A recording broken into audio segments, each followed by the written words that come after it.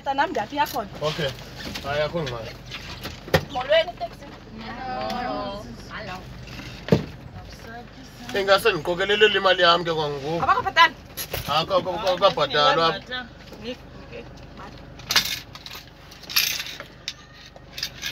Wana Cape Town. Hayi ngike kakuhle sisimali. Yolule ndenzela amasho. Buthe kuyobhaza yasho imali. Hayi ngiyapha ekhilani zofika apha ekhilani. Kaptu.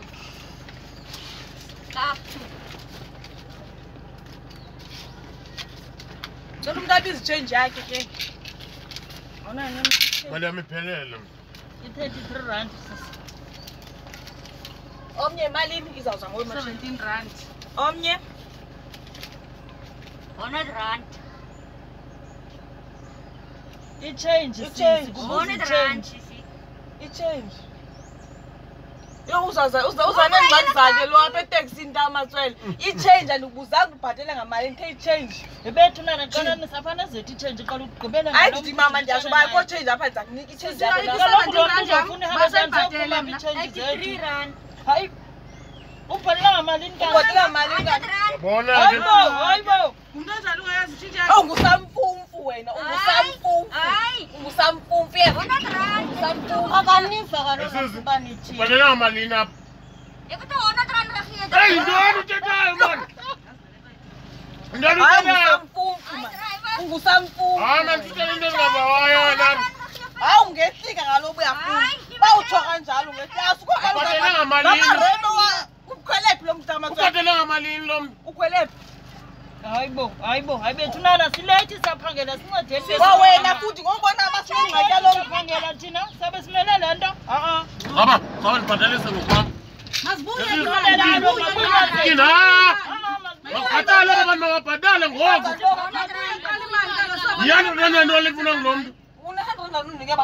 Akho 100 rand yabona ngathi awuyaphupha wena. njani unika njani Unika njani 50 rand ezimbini kodwa? Uthini? Yes, Ngusaphufu la wazibali meko. hayi iba nale nto ethethayo. bethu nana silethi thina Yeka ndibhatale mama.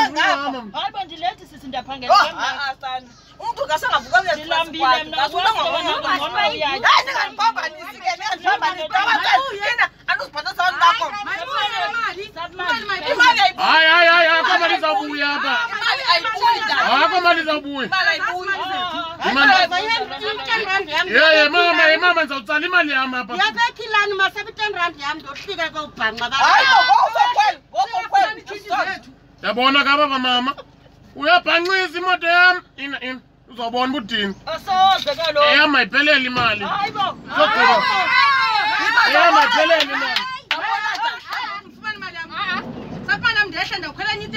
Hayi ezukwenzeka ke leyo. Sewukhwelile mama. Kwelini amarenda akatata abantu bakusinda kangaka.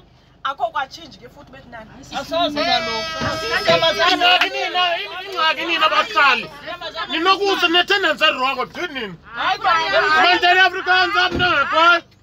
I don't understand you. I want to change my mind.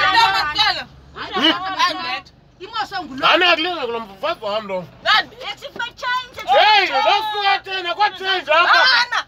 Imali yakho ilahlekile. Le 60 rand imali eshek. sifuna i-change yethu Andizuyiva. Andizuyiva. mama ibayibeshareyiyiva Driver. Hey. Money yethu. Nene kawena. Kutheni nemali engaka wena?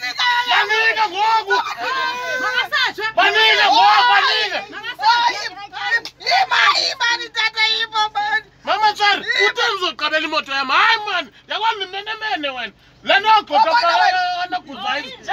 Agoda yoguzayo nxa umenemene.